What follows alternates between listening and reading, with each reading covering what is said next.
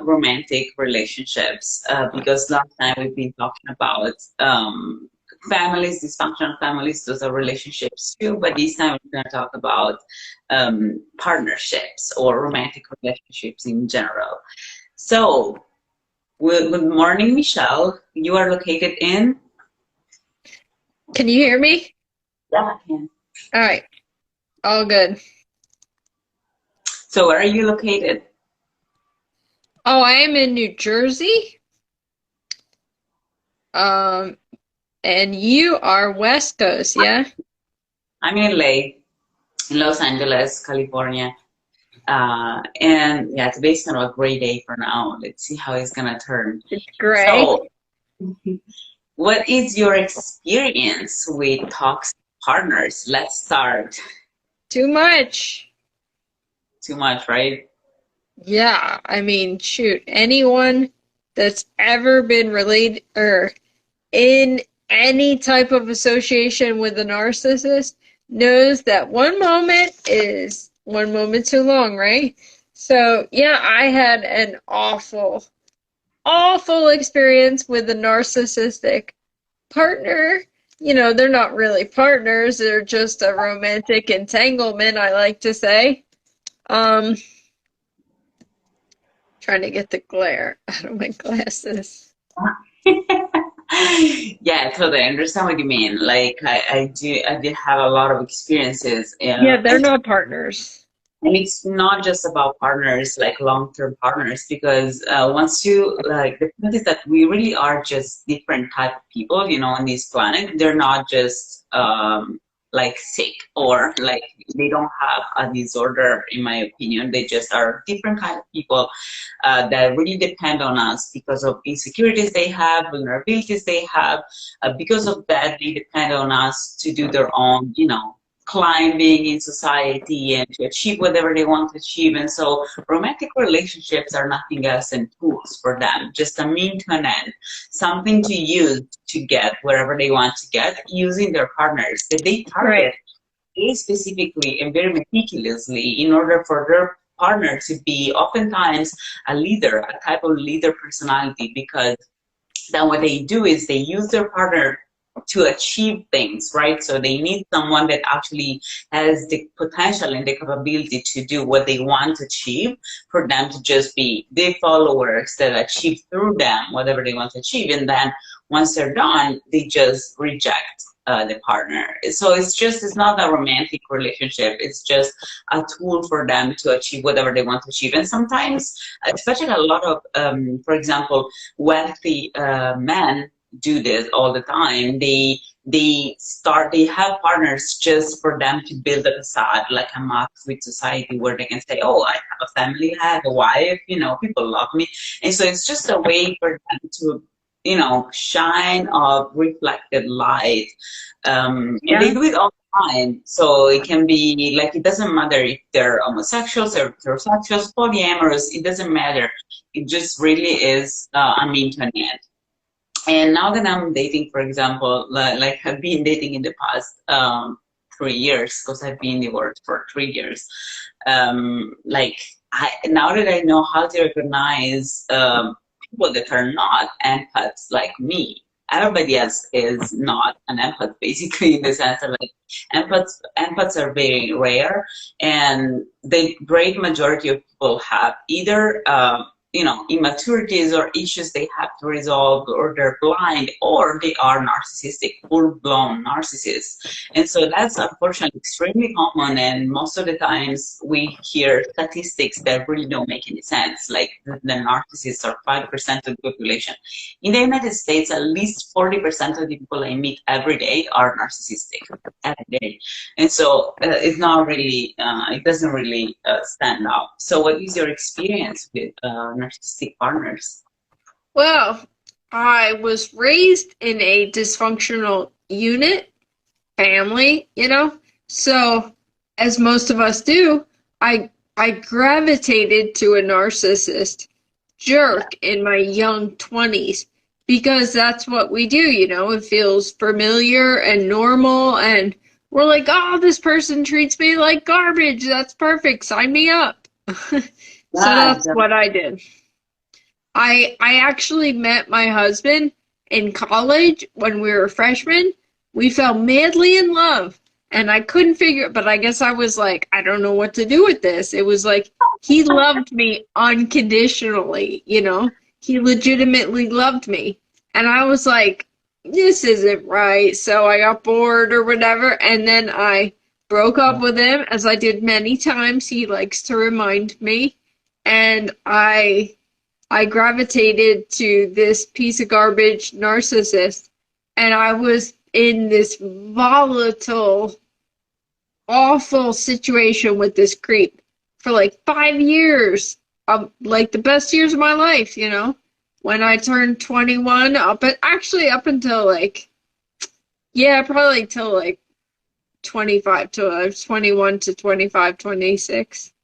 And we got engaged during that time, which was just a joke. I mean, he did it just because it was like, you know, he felt like he had to in order to keep me on the hook. And I was living with this loser, and I started to assert myself at the time. So I started to speak up for myself, like, this isn't right, and you're never around. And, you know, I started to question, like, he didn't like that because he didn't have, you know, that uncontested control over the situation. So he totally ghosted me. It was the worst thing ever. Like, we were living in the same house, and he just stopped speaking to me. And He gave what you the could I silent, do, right? he gave you the silent treatment, basically, which is like a classic. Yes, it's like that's an ultimate narc tactic, because first, they don't have to take accountability, but second, they like reverse the Darvo thing. They reverse the blame onto you. It's like reverse victim and offender. The Darvo, the deny, accuse, reverse victim and offender. They they make you feel like you did something wrong, right? They put you like on the defense, like, what did I do? I love you, you know, I didn't mean to hurt you, kind of thing. And, you know, it's such a joke. They're so immature. They can't communicate. They just want to have their way. They want to have their cake and eat it too. And he was cheating on me left and right, undoubtedly. And best thing that loser ever did for me was dump me. Yes, absolutely. Honestly, that's what I say all the time. It's like when people are like, "Oh, I'm sorry that you had to deal with narcissism." I'm like, honestly, I feel blessed because first of all, these people are part of our world, and so sooner or later you're gonna have to encounter them, right? And so I feel blessed because I had the chance to discover this world that otherwise I would have never. So until we discover these kind of things, we are always going to be potential victims because they exist. If it's now or if it's tomorrow, it doesn't matter. It's going to happen, right? And so I feel blessed that of all the things that happened to me, and like every time I had a lot of narcissistic relationships, and every time I actually was the one that, in a way or another, broke up the relationship, even though I just did it as a consequence in a sense of their behavior. So it's like they made me break up with them in a sense, but I was the one breaking up. Or actually, it's not that they made me break up. They were trying to just, because that's what they do at the end. Either they are They capable force of, your hand. They don't leave you a choice. They yeah, make it exactly. impossible to They move give the forward. choice. So their choice is that they want to swallow you into their collective ego of their family or into their own ego, right? So they're like, they want to phagocyte your person and your attributes and make you become just an extension of themselves that has no will of her own, right? So that's what they try to do. And so when you get to the rejection phase, in fact, what happens is that they try to swallow you. They try to make you become an extension. They first beat you up, then they try to like emotionally make you become flat, and they value you to the point that you do not expect anything for yourself. And so once you become like this thing that they've been able to copy and swallow, because they even copy your personality during the relationships, and once they do all of that, either you accept all that they've done to you, and you decide to become just a larva, like an extension of themselves with Yeah. no, or you have to leave. And so in that way, they don't give you any choice, in the sense that they basically, what they're trying to do is to tell you, either you become my tool or you don't have any right to exist. You exist to serve them. You exist to serve them, totally, but they truly are like, they have. So I think their dysfunction is in a form of like their ego, in the sense that they don't have any limit to their ego.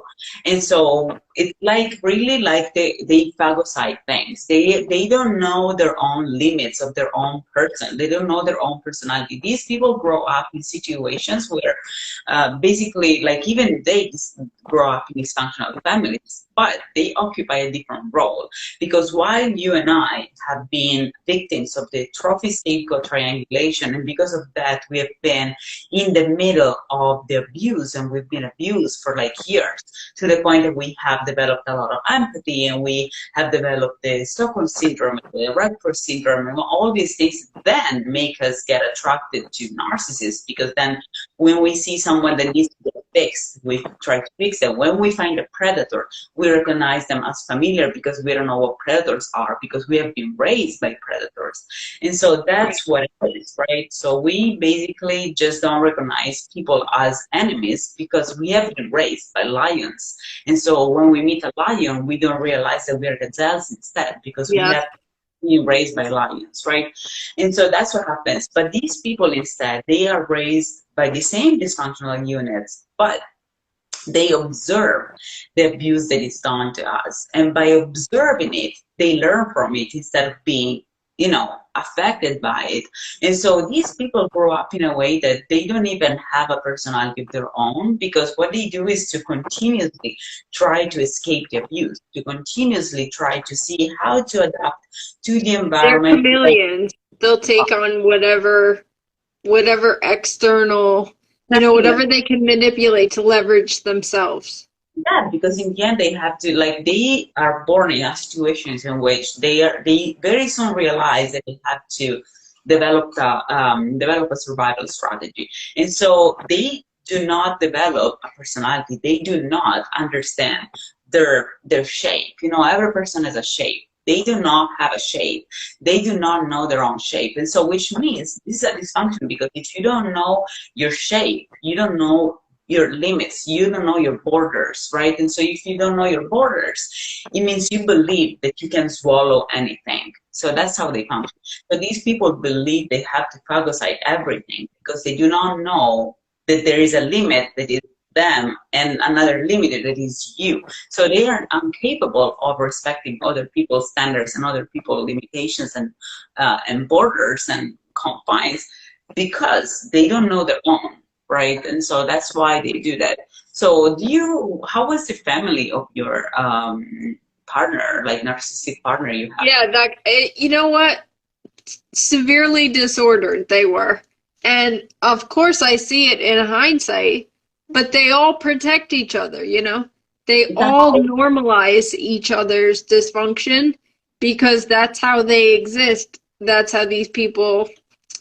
Everyone, it's human nature to want to be comfortable, to gravitate to what's familiar. So that's all these people know, and they're not interested in bettering themselves or rehabilitating anything. They don't have substantial relationships with one another. So the family that was associated with this person, oh my goodness, I didn't see it at the time because I was young. He was 9 years older than me, because obviously I have daddy issues. But this happens all the time, because of course, right, a person your age most of the times is not yet doesn't have a lot of strategies developed. And so narcissists tend to target people that are a lot younger than them. And also my partners were always 7 to 8 years older than me, because that's the only way. The only way for you to have an advantage is to target a partner that is like back in a step back when they were still young, right? So they have 8 years of advantage of what So they've learned. they're superior to you, right? They have that They control. it's an imbalance of power. That's what narcissists live for. So yeah, I never dated anyone my own age till I met my husband. In fact, when I met him, I was dating somebody older than me, and I dumped him because he was a jerk and he was treating me badly. And I opted for my fabulous husband, Joe. And Joe and I were together like hot and heavy for like 2 years, I guess, in college. And then, like I said, inevitably, I broke up with him because you know what? No one from my dysfunctional unit supported me either. I was like, this is a great guy. He treats me great. We love each other. Now, Why is no one saying anything? too normal for you. It's too good. No, it's not. Yeah, It's I not. was like, why is no one like happy for me? Like I have two daughters and I just hope and pray that they meet partners that they love and that treat them well. And shoot, I would be so thrilled if my daughter was with someone that treats them as well as my husband treats me. Yeah. So nobody said, so I broke up with Joe. I started dating this loser narcissist. It was so volatile because he was breaking up with me, you know, like every other week. And it's like they love to keep you off base because they don't want you to get comfortable.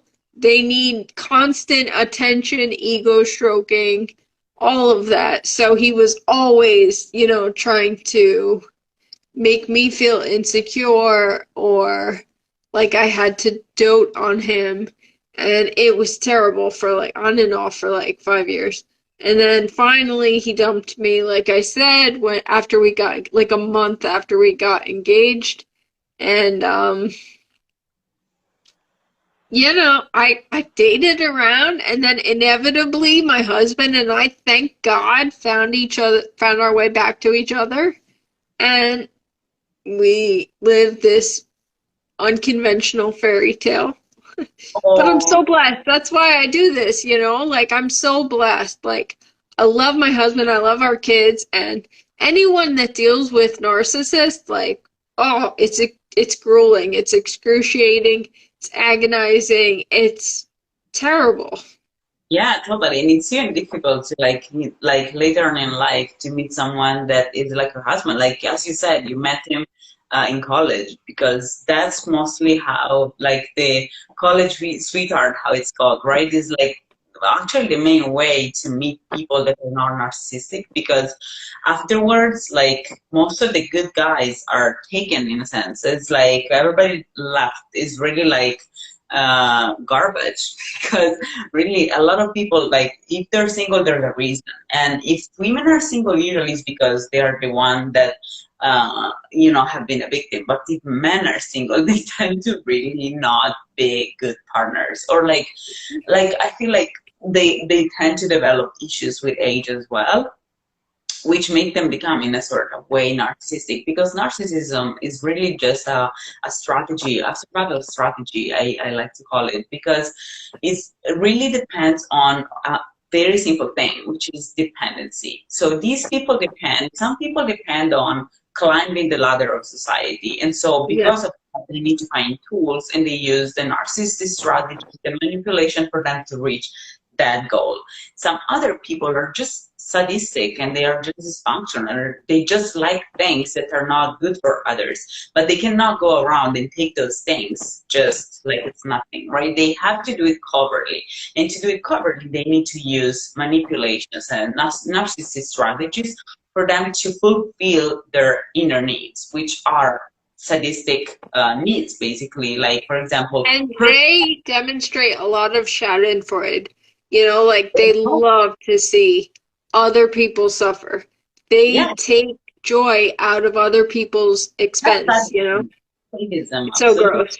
Yeah, but that's how they are. The point is that I think what we don't understand, and this is not to justify these people at all, but what we don't understand is that the human race has been evolved for a long time, right? So the human species. And now we're not just one kind of person anymore. We are a lot of different type of people. Like in the universe, we continuously, constantly try, the universe continuously creates a spectrum of personalities, a spectrum that goes between empathy and sadism, between being an herbivore and being a predator. All of these kind of things are continuously created by the universe in every field.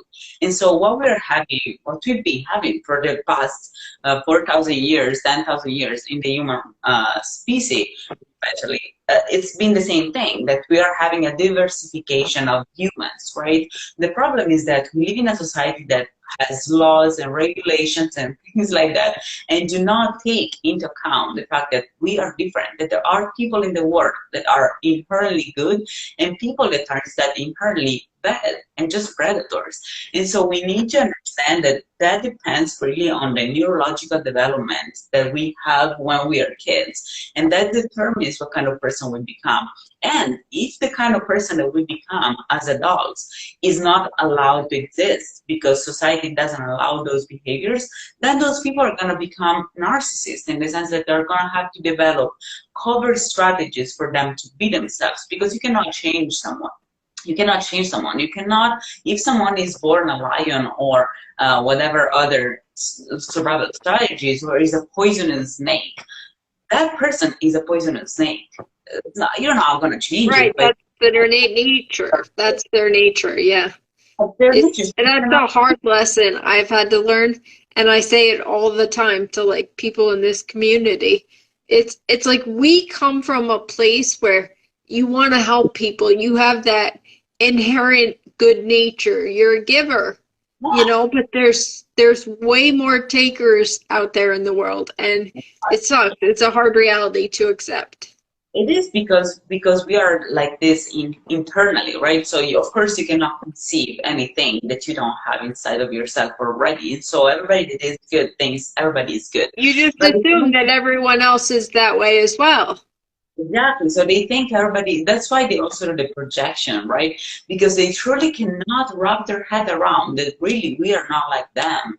And the same thing is for us, right? That we accuse them of not being nice. We are, in a Right. sense, projecting onto them our personality, because what we're doing is we're expecting that they are as good as we are, and that their behavior is a deviation from what they are, what we think they are. Reality is that we're just idealizing them based on how we are.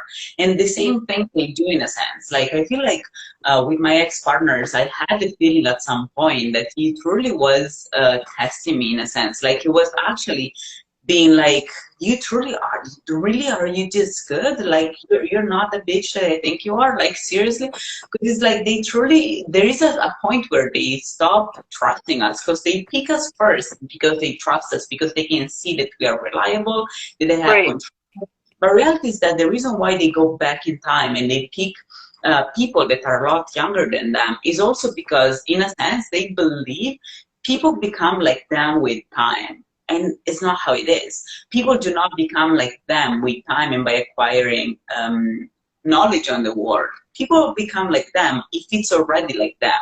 They just improve their strategies. People like us don't become like them with experience. We become a different kind of person because our instinct is always to try to help others because we're empathetic. And so whatever happens to us, I like to call us energy transformers, because what we do is, like, whatever shit is thrown at us, we make flowers on the other side, really. Like, it's really like this. And I can see that on myself, that every time I receive abuse, what I do, my instinct is like, I have to help others discover what they are. I put myself so much on the side, so much aside, just because my main goal is always to be able to make sure that people are safe. And so whatever I receive, then what I do is what I'm doing right now, like going live or starting a page or starting a YouTube channel to educate people on what I'm discovering, because I understand how bad this is. And so that's not the same thing. what they do is that when they acquire a strategy, when they acquire information, they do not share it. They keep it for themselves and they use it for their own individual advantage. And so they think everybody's with them because as us, that we believe, that we cannot conceive things that are not in ourselves already. They also, there is a point where they truly believe that the reason why we are like this is because we are naive.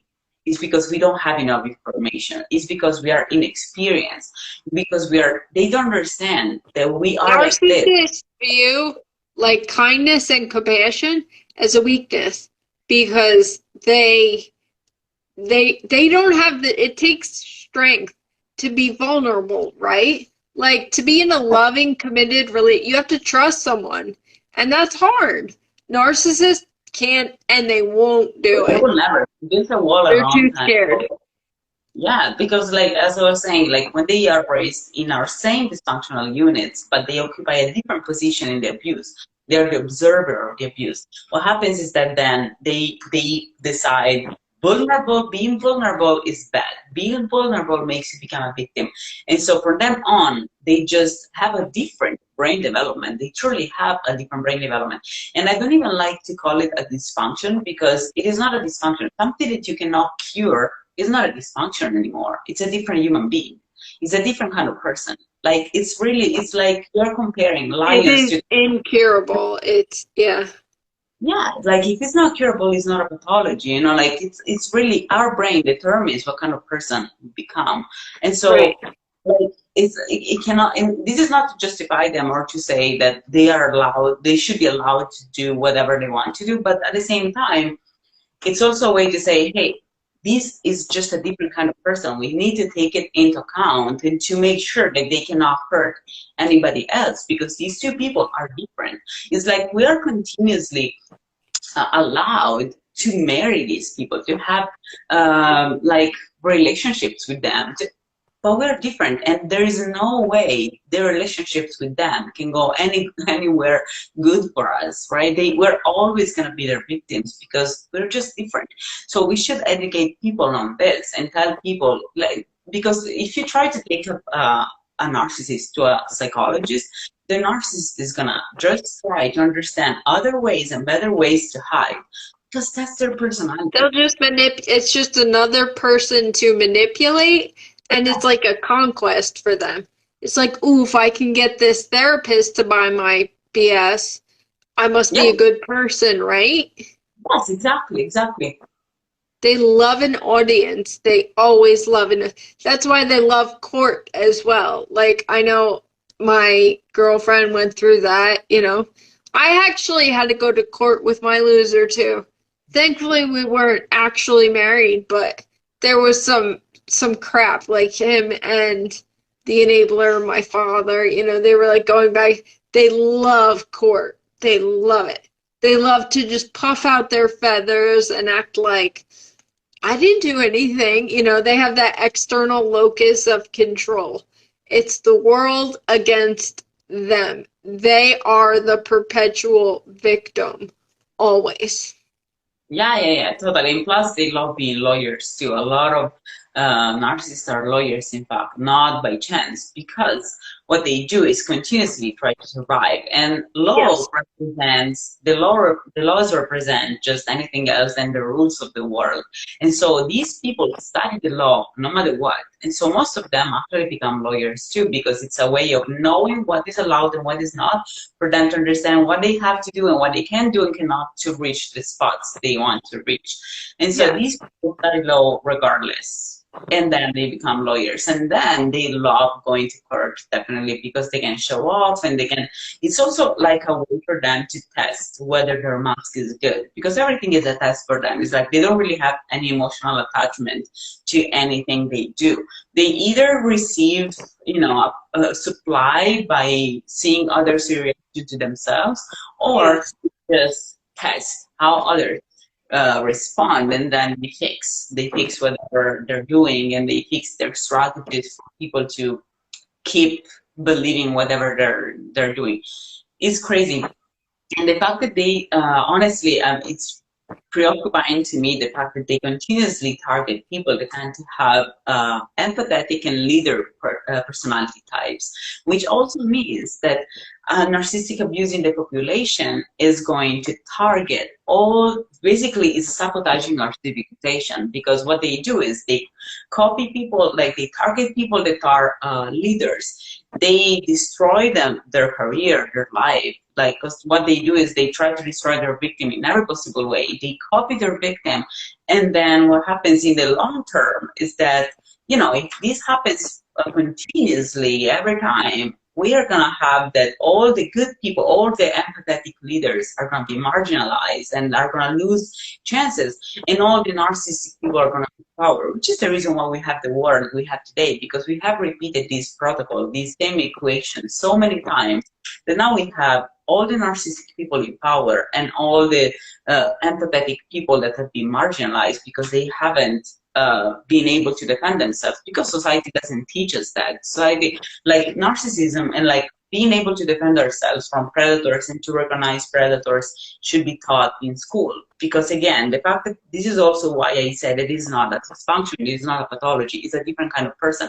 Because if we continue calling it a dysfunction and a pathology, we justify the fact that we are not being taught about these people on time.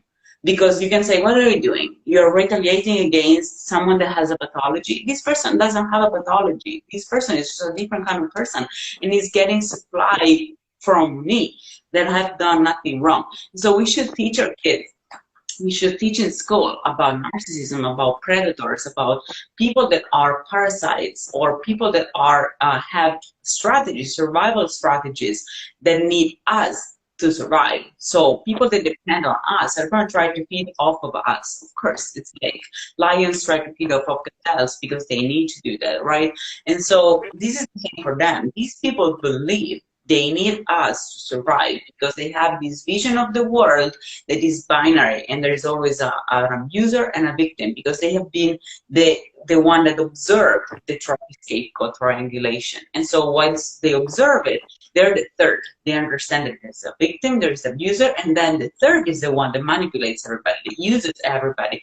In Italy, we have a saying that says, between the two fighters, the third enjoys the fight. The third wins. And that's what how it's going on today. They are the third.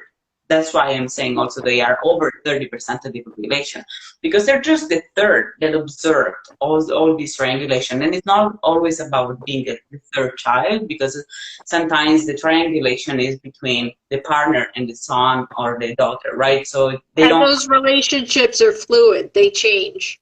So yeah. I was the black sheep my whole life, and I had a golden boy older brother, but, you know, I'm no longer in the equation. I have removed myself, thankfully, extricated, no contact since 3 years now. And, like, I don't know, I can only speculate on the dynamics currently, but I've also interacted with people that were golden children that, you know, experienced retaliation when they voiced their, you know, opposition to the situation or the unfairness. Yeah, I was a golden child as a kid. I was like the trophy as a kid, like very young.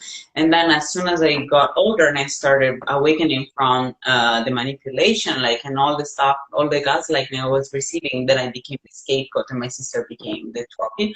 So these kind of like things continuously exchange, right? But there's always someone like, they are the ones that observe these type of dynamics. And so they establish this reality where there is people that are naive or uneducated, or they don't understand, or they have cognitive dissonance, because that's what they think. They think that the reason why we're different than them is because we have cognitive dissonance. It's because we are continuously under abuse, because when people like us continuously receive abuse from our families first, and then from our partners, and then from friends, and then from bosses, and then it's a continuous thing, because there are a lot of narcissistic people in the world, and all of them look for people like us because they know that they cannot target narcissists because other narcissists will know their strategies. They need to target people that are not aware of their strategies, so they target us because we have been raised by narcissists, and because of that we do not know about their strategies, or we're blind to their strategies because we perceive them as just how our parents We're used to it. Yeah. Yeah, exactly. And so they target us all the time. But what they don't understand is that we are not like this because we are naive. We're not like this because we are inexperienced. We are like this anyways. The fact that we're inexperienced just make us vulnerable of being attacked, of being abused, of being used. But once we awaken to it, once we awaken to these dynamics, we do not become like Right. And so they don't understand it. They truly believe that their advantage lays in the inexperience, in the lack of experience of their partners, and that's why they pick the younger partner. In the lack of experience of people, and that's why they pick naive people. A lot of narcissists actually tend to pick partners that come from rural areas. They may be people that live in metropolitan areas, or they are from upper classes, and they always tend to pick partners that are from lower classes, or from a lower upbringing, or from more rural areas, for a reason, because they believe that the lack of experience of the world make people good victims. What they don't understand is that most of the victims that they target today are an evolved version of what they think they are. We are not anymore just naive. We are also different from them. We are just people that even once we awaken, we try to awaken others too, because we are inherently good. We want the well-being of everybody. We are empathetic. And empathy is a very strong type of motive to like that drives us all the time, because empathy is the only thing that allows you to feel what other people feel, not just to perceive it cognitively, because that's what they do. They have cognitive empathies, which is not empathy. But like what Right, cognitive empathy, where they know they should feel. I did a video on this on the YouTube channel. They know they're supposed to feel something and act a certain way, so they'll act that out to try to like blend in, to try to appear like a decent human being. My example for this, I'm sorry, I have to say it. When our son passed away, my 3-year-old son passed away, and my narcissistic mother, it was so awkward, Nancy. It was like I was a disaster. I was just destroyed, and we were home, and we called the toxic duo to come, because at the time, we didn't know what we were dealing with. We were still in contact with them. And we called them to come over, like, after he had passed. And, we were waiting for the nurse to come and the funeral home and stuff. Anyway, she gave me the most awkward, disingenuous, and then she started crying, because she's always crying, because it's always about her. Yeah. Oh, and then she had the audacity to say to me later, it wasn't just your loss, Michelle. It was our loss too. Like, no kidding, man. Like, I have never detracted from anyone's grievance, but shoot, like, I was his mother. Like, I'm not comparing my grief, but like, that's what narcissists do. They'll always dismiss you, diminish you, trivialize you, because you're not important. It's all about them. But they don't really know, what I would like for people to understand also is that they do not know how to be different. The fact that they have no idea, they have never felt empathy. They have never felt what other people feel. They don't have it, yeah. They do not have the brain areas that are required for them to be able to feel what others feel. They do not have that. So they never experience. Hey, okay. So when they when they so when they see that you are hurt or that you cry or that they believe you're lying. Like they do not understand that we actually are empathetic, that we actually feel what others feel, that we They actually. think that everything is a manipulation strategy. Like Yes, they think that we're like them. yes, exactly. But because it's like I also understand them because they have never had that. Like they don't know.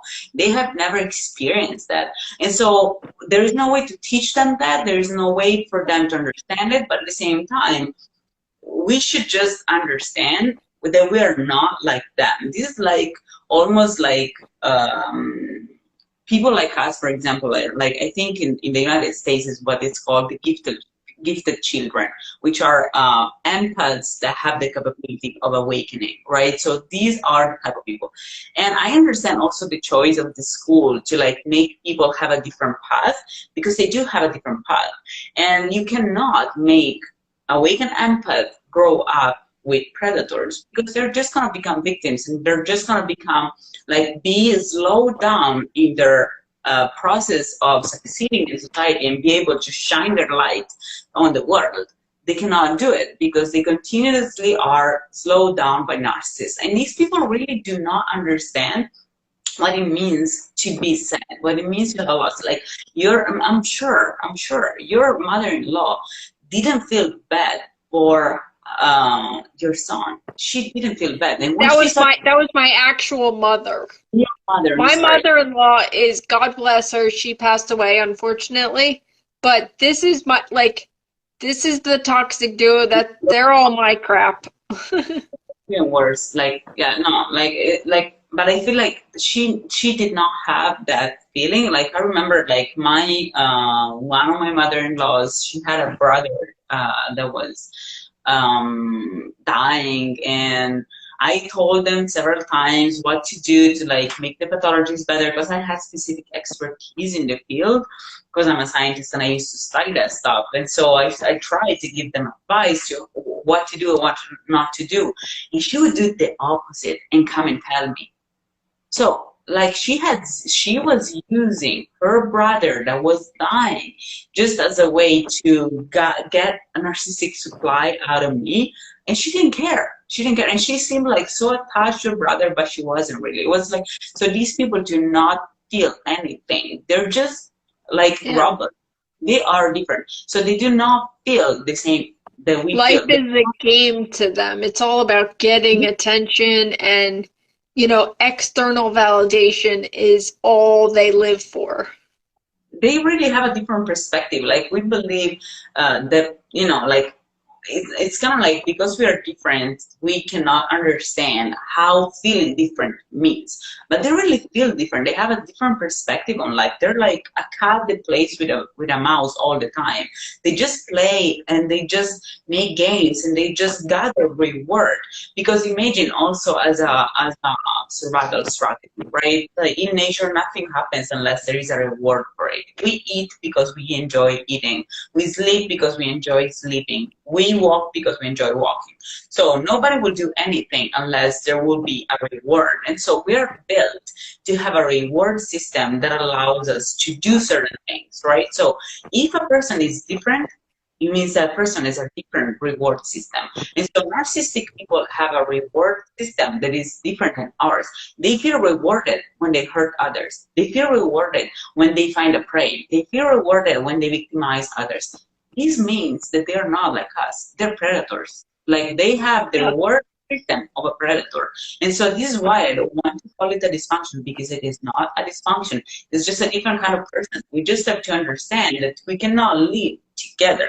We cannot grow together. We cannot be educated together. We cannot marry and have a relationship with people that are just not like us.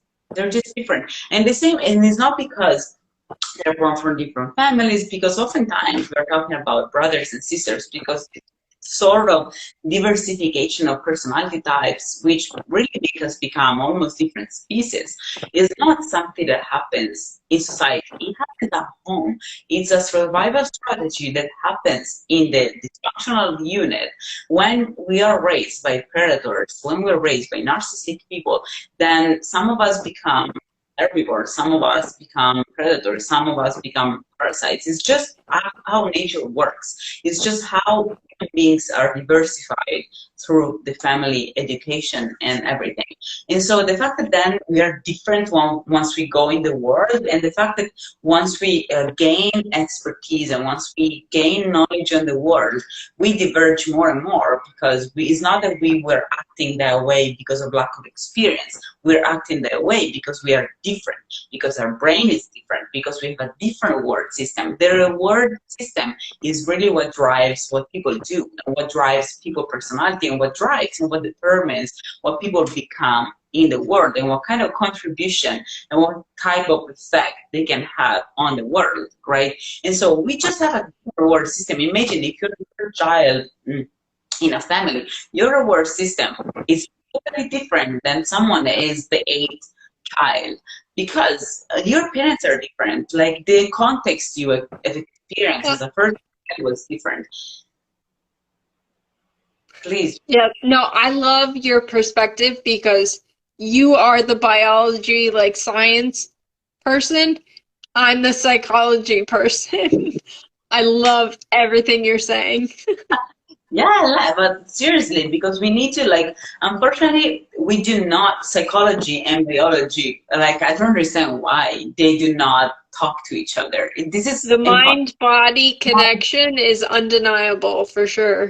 the mind-body connection is about evolution, it's about physics, it's about chemistry, it's about biology, it's about evolution, it's evolutionary biology. Like everything in the universe is connected. Things happen for a reason, in the sense that like there is a cause and an effect to everything. So we cannot compartmentalize and have this fragmented view of the world, like this psychology, this biology. Psychology is a consequence of biology, and biology is a consequence of chemistry and physics and mathematics. And so, like, this is, everything is just a consequence of the same type of laws that we have in the universe. Like, this is our universe. There are laws that regulate how things function, and everything is just an expansion and a reflection of those laws at every level. It's like we're thinking like psychology is something separate. Doesn't make any sense. Like, psychology and biology are completely entangled and are the same thing. And if we could study the psychology of a cat and a dog and a pork and a dolphin, we will find exactly the same kind of brain development that we have in humans. And that brain development is what determines how you behave, how you act, what you say, how you talk, what kind of words you use, what kind of people you pick, what your goals in life are, what your priorities are. That's your brain. Like, it's not, we cannot separate our brain from our personality type. And if someone has, because the brain development happens very early in childhood and then becomes permanent, because you cannot recreate areas of your brain that are not there, that haven't formed at all. And so if the brain is different, then that person becomes something different. You cannot say that they are the same people. Like, I am not the same person as my mother or as my previous boyfriends and partners. I am not. We are different. And how, like, it's easy to see that we are different also from the fact that we react different to the same stimuli, to the same condition, to the same situation. If you put me and them in the same situation, we react different. So we are not the same thing. We are not the same person, and we are not the same species. We are really different. We really are different. And this is not, we are really incompatible. And even this is demonstrated by the fact, for example, the reason why we as empaths are allowed to develop in narcissistic families, even though we are really different species, in my opinion. We really are formed because they take a break. They are capable of making us because we are born in the honeymoon phase of the marriage, when they have the first child, and so they start trophying us and blah, blah, blah. After we start growing up, and so that's why we initially are trophy childs, or like the very first time, you know, That's funny, because I was the black sheep from the moment I was born. You said you started as the golden child. See, yeah. It's like birth order has a lot to do with your assigned role in the dysfunctional unit. Like my older brother, gender as well as your birth order. So he was a boy and he was born first. So I didn't stand a chance. And the narcissist was my mother. So I was a female. She hated me immediately. That's crazy. That's so sad. Seriously. Yeah, no, like that's crazy. I was the firstborn, the first grandchild, and the first child. And my mom's family, like everybody loved me initially because I was this very cute child, like very happy, very like I was born smiling. That's my mom's what my mom says. Uh, I was born laughing. I would laugh when I was like in the hospital with her at the very beginning of my me being. And so I was always this sunny, kind of bubbly kind of person, but then things changed, right? And so I feel like our brain development really depends on that. But if we I feel like people that are empathetic tend to be born either during the honeymoon phase or in general tend to undergo abuse. If you observe abuse, at that point you become a narcissist. And so the fact that saved you, that yeah, maybe. it's so strange. It's like, you know what? My husband and I talk about this often. And again, I love your biology background because you'll have feedback on this. It's like you're either, this is like a genetic thing or whatever, you're just born this way. We were just born this way. Like, we could not be narcissists if we tried, No, it's right? impossible. Yeah, because it's really like a brain thing. So what I think, because before genetic differentiation, even like imaging, in terms of speciation, right? So imaging a long time ago, uh, when herbivores and predators and all these like different kinds of like the food chain has been formed, right? Initially, there were only herbivores, right? So it's not that there was anything else because there was only plants to eat. And so the very first type of animals that we had on this planet were just eating plants, right? So there was nothing else.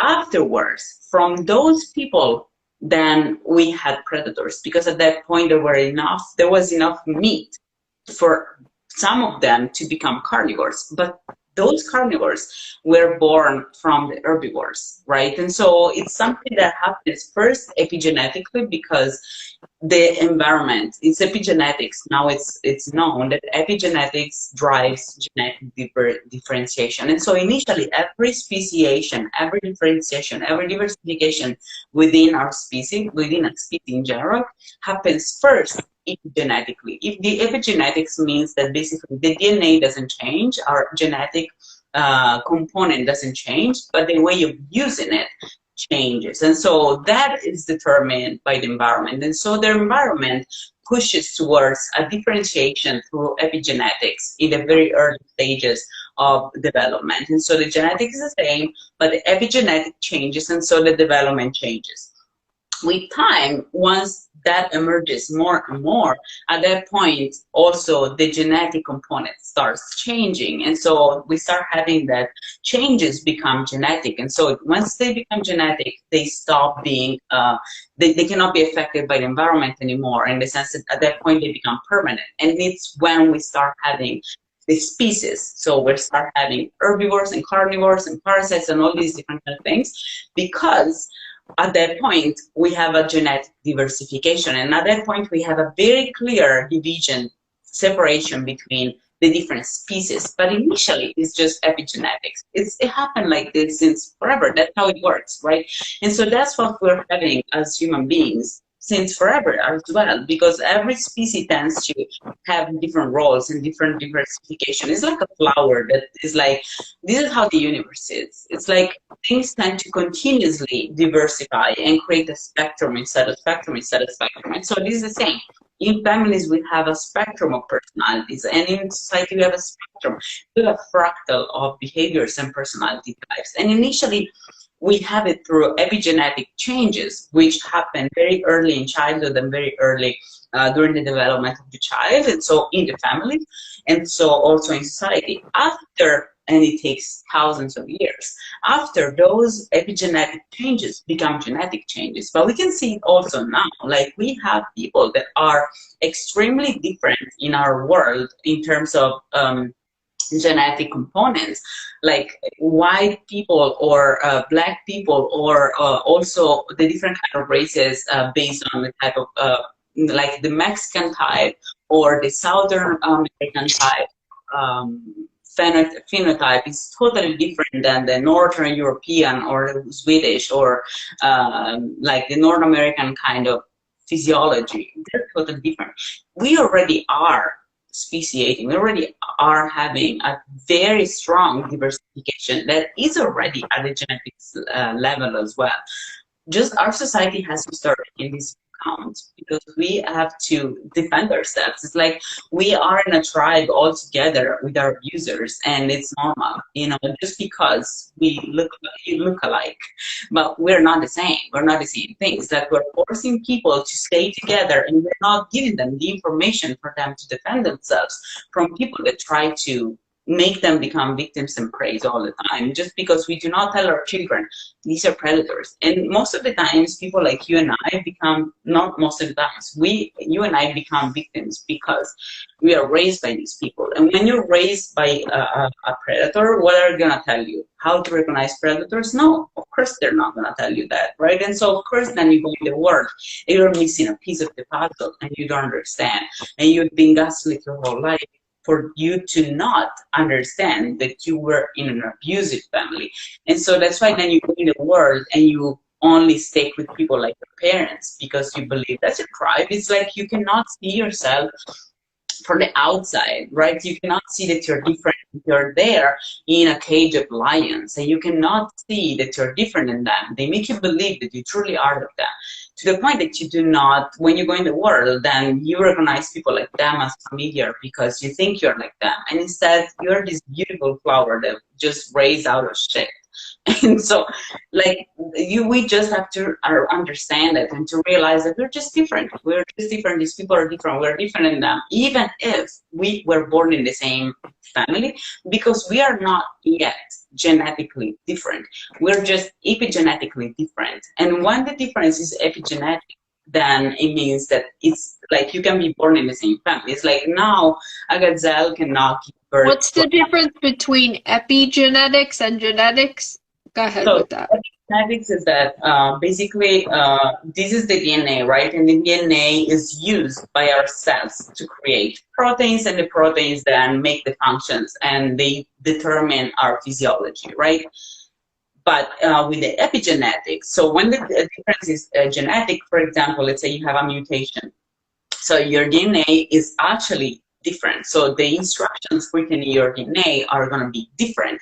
And so no matter what the environment can do to change how your DNA is expressed and is used, that is the instruction that is written in it. So if you have a mutation and that makes a different type of protein, that's what you're going to make. There's nothing that we can do about it, right? Epigenetics is when the DNA is the same, but the environment can affect how your DNA is expressed. And so it can give rise to a different protein or to a different amount of that same protein. And so there are ways of modulating how the DNA is used without changing the DNA. But once the DNA is different, you cannot do anything about it anymore. And so a gazelle is genetically different from a lion. And so there is no way in the world that a gazelle can give birth to a lion. However, a gazelle can give birth to another gazelle that is a little more predatory and a little more parasitic than others through epigenetics, and still is still the son and the daughter of that very gazelle. And so that can happen. That is what is happening with us right now. What is happening is that we can give rise to different kind of human beings within the same family because we are not acting at the genetic level. We're acting at the epigenetic level. However, through time, we already have, like, we have a lot of races in the world, and we have a lot of different types of people, genetically different, that also, like, you cannot act epigenetically to change them, right? So we do have genetic differences already, and some of them, and it's not by chance that white males are the ones with the highest percentage of narcissism, because they are the most predatory race. Because the most predatory race is the one that goes towards more hostile places. And so we have diversified. And so it is not by chance that more empathetic races are usually the ones in the South America, in the warmer places, like in places where the environment is well, Communal, right? it's welcoming and communal, and people can empathize with each other because they can stay under the sun and they can enjoy the outdoor and they can enjoy each other, and they have cultures that nurture empathy, right? And so that environmental type of cues then induce the epigenetic development of empathetic people. The more they move towards more hostile places where they have to fight against each other for survival, where they have to, they don't have a lot of sun, and then they lose their connection with their environment because they have to stay closed in a house, they have to fight for survival, then the least empathetic they become, the more sadistic they become. So that's how narcissism that's why narcissism is more developed in white males. That's why. And like the point is that it's the environment that induces that. And this is a problem because we are inducing. I love that you're talking about this because I just saw information about when you have a narcissistic partner. In my case, it was a guy. So it just says that this guy came from a toxic, dysfunctional family, and they welcome you with open arms because they're like, oh, it's his new victim, Get the target off us. Let's let him, bash this person. 1,000%. That was my situation. He was definitely the golden boy of his dysfunctional unit. And his parents, it was very much a codependent dynamic with his dad as the narc and his mom was the codependent. Like, mine is the opposite. Like, the female is the narcissist in my dysfunctional unit, and my father is very much the enabler, the henchman.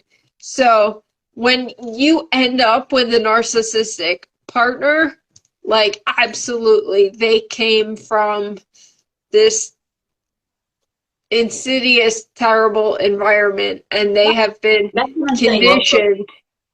That's what I'm saying also, that it's genetic at some point, because there are families that are narcissistic hives. It's just a hive of narcissists because they are narcissistic partners that are similar to them or that are over narcissists. Over narcissists are just like not really full-blown narcissists, are people that tend to have, maybe they have been raised by covert parents, and so they have like acquired their traits. Did you see that terrible, it was like a docu-series, it was on the Hammer family? Did you see it? No. I think it was on Amazon Prime or something. Did anybody see it? It was awful. It was so awful.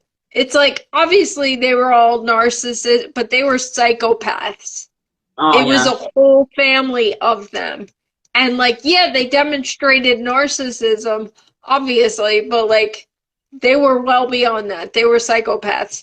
But it's like just exactly what you're saying about it was genetically instilled in them. They were all raised in that environment, and it was reaffirmed genetically.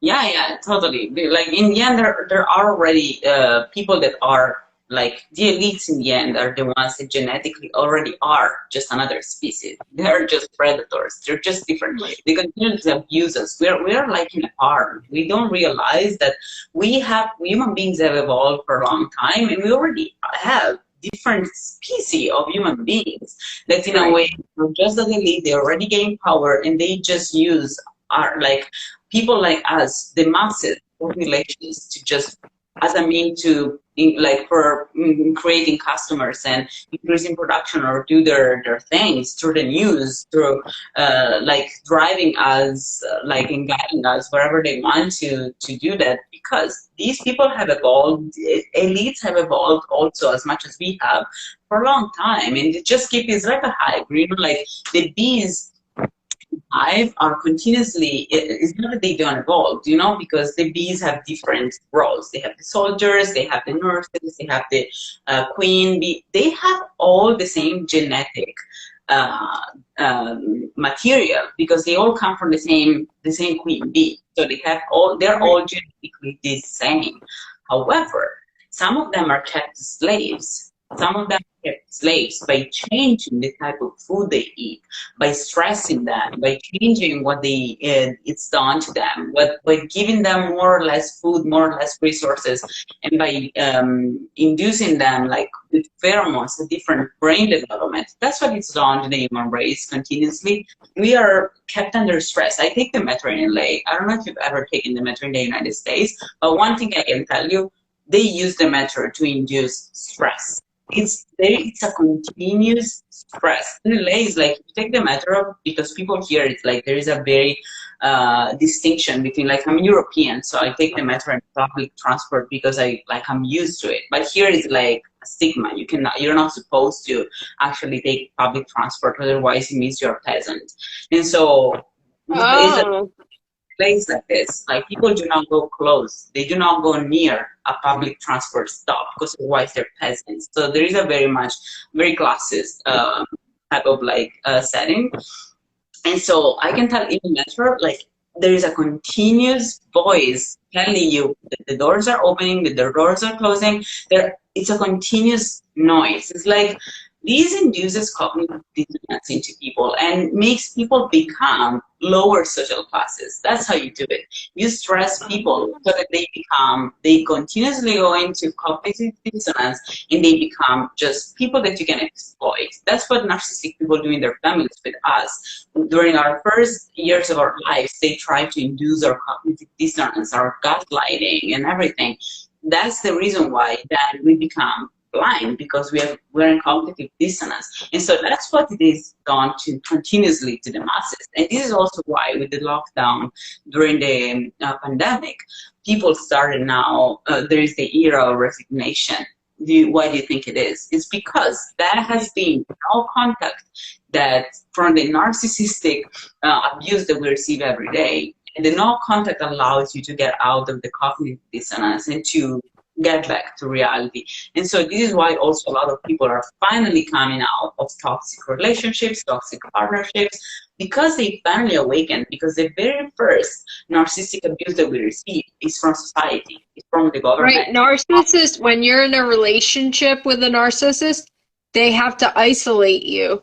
So this whole pandemic was just a mass form of isolation. They keep you away from your friends, your family, your support system.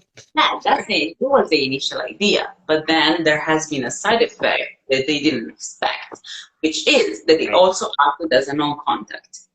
And no contact is good for you. So the point is that what these people don't understand, like governments and stuff, like that induce all these kind of like mass manipulations, what they don't understand is that we are not built to be enslaved. Nothing in the universe is built to be enslaved. And I'll give you a very simple example of this, which is, for example, mass induced reproduction of animals like farms, right? You're like, well, this is an example that an animal can be kept in captivity for a long time, because we have kept cows and chickens and other stuff in captivity for a long time, not allowing their evolution as animals, because what we're doing is we're keeping them in stalls or isolated from each other so that they don't realize that they're actually stronger than us and they can kill the partner anytime, right? Yes. However, now in the human race, the humankind has evolved human beings that are going to protect and to try to remove from captivity cows and all the farm animals. So the universe, in a way or another, always finds a way to avoid captivity, because that's not the point, because we are not, and this is not a romantic view of the universe at all. It's just that the universe has to bloom. Like, he can't be kept anywhere near captivity, or like you cannot stop things from evolving, from moving, from like expanding. And so every time that you try to push and avoid expansion and evolution of something else comes up in another place, right? It's like there has to be a balance. And so nothing can be kept in captivity forever. And so we have been kept in captivity for so long that now the humankind And the planet has evolved ways to free us from our captivity, because that's the only way. And so even any attempt, even pandemics trying to make us, to reduce us to chicken in a cage, even that had the effect, the ultimate effect, to awaken us. There's a reason for that. And the reason is that we are built to awaken. Everything in the universe is built to awaken. So any attempt to keep us in cognitive dissonance or in captivity or slaves or whatever, any attempt is a failure. It's just a matter of time, but it is always a failure. And so even like partnerships, when they isolate us and they try to isolate us from our friends, our brain tends to awaken. So the reason why, for example, the difference between that I make, I say all the time that there's a huge difference between how women and how men partners function, because women tend to have a strategy that is more about, they tend to attract spoiled children and spoiled partners that they nurture so that that person stays with them. And so these type of relationships tend to last a long time, because in the end they allow the free expression of their partner. It's not free because they train their partner, but at the same time they allow the expression, and that lasts. The men partners instead, men narcissists, tend to do the opposite. They tend to isolate the woman. They tend to put the woman down, to devalue, to gaslight and everything. So that 100% of the times results in the awakening of the victim. It's just a matter of time. Some awaken in 50 years, some awaken in 1, some awaken in 7. It doesn't matter. But awakening is always 100% of the times the result of any form of abuse. So the more we keep being abused by our society, by our partners, by our family, the more awakened individuals will be blooming in our society, because that's the natural way it goes. We are built that way. Right, I love that, because like 99.9, like I actually have never interacted with anyone. Like I feel that this community, this is our people, because we speak the same language, you know, like we're all on that spiritual awakening, that journey of like bettering ourselves. And it's just, there's not a lot of people like that, you know. There's so many people that just want to stay stuck, stay in their negative space. That's what I'm telling you when I say that we are, our brain is different. Like our genetic development, our epigenetic development and our brain development are different. They make us become different type of people. We are different type of people. So we, you and I, and all the victims of narcissists that awakened, the reason why we have awakened and we have been through all that is because we are an emerging species. I don't know if you've read Eckhart Tolle, like the writer. You should. If you haven't, you should. I'm going to send you the... I know, it's on my list. Listening. You all should definitely listen to the audiobook of Eckhart Tolle, The Power of Now and a New Earth. And it explains you how we just are a different species. And we are. We are a different species. We are an emerging type of human being that has the possibility of awakening. The possibility of awakening is something that is inborn in our brain. And it's something that just happens. Nobody can do anything about it. It will happen. And like, there is a lot of, you know, I don't know if you ever heard of the persecution of the light workers. The fact that people that try to do good on our planet, which is us, people like us, are people that... Oh yeah, light workers, yes. Yeah. So people like us, light workers, people that awaken and they can do good, because we have a type of reward system that everything that is done to us, we transform it into something good that we then put in the world. And that is a problem for people who want to keep people in captivity. They want to perpetuate the farm. And so this is why we are persecuted all the time. But no matter how much we're persecuted, no matter how much our partners abuse us, no matter how much we're slowed down, we will keep increasing in number, because it's just how it goes. It's just how it, like every type of abuse results in awakening. And so the more we are abused, the more we awaken. The more people are abused, the more people awaken. It's just a mathematical result. Right, like if you're not under stress, you'll never move, right? So like if you stay in that negative, comfortable space like most people do, they'll never change. Yeah, exactly. But some people are just built different. Some people cannot awaken. Like it's really a different type of person. I have dealt with a lot of people like in toxic relationships. Like especially when I started awakening, I try to awaken other people as well. You know, to when I Right. started seeing predators, you know, and recognizing predators, I was like, now I know that this person is enslaved is in captivity in a relationship with a predator, and I have to tell them. And I tried. It's impossible. Some people are not built to awaken, and it's Right. even worse because if you try to do that, then you're gonna get the backlashes I like just that. made a video about this on my YouTube channel. You You just should, have to leave people where I, they are. Like, I yeah, strongly advise not to do anything. Like, unless people have to awaken on themselves, you can give them an input, and hopefully they're gonna catch that at some point. I was like I recently realized that I'm also bisexual, and so we started also dating girls at some point.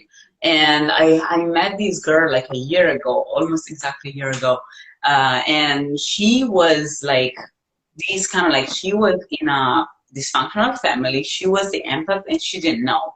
And her sister is a narcissist. I can tell. I can just from the pictures. I can tell that she is the empath in her family, but she doesn't know. And she will keep trying to look for partners that were toxic and to do toxic stuff and blah blah. At some point, I was like, look, I understand you're gonna hate me for this, but I'm gonna tell you anyways. I'm gonna tell you that you are like you have to awaken from this. You are very codependent. And I told her various things. I didn't tell her all this stuff that I'm saying right now, but I told her that.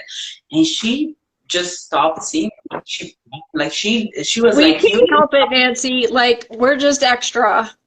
no, but it's fine. Like the point is that it is okay, but I cannot and Right. I will never be able to have a relationship with someone Right.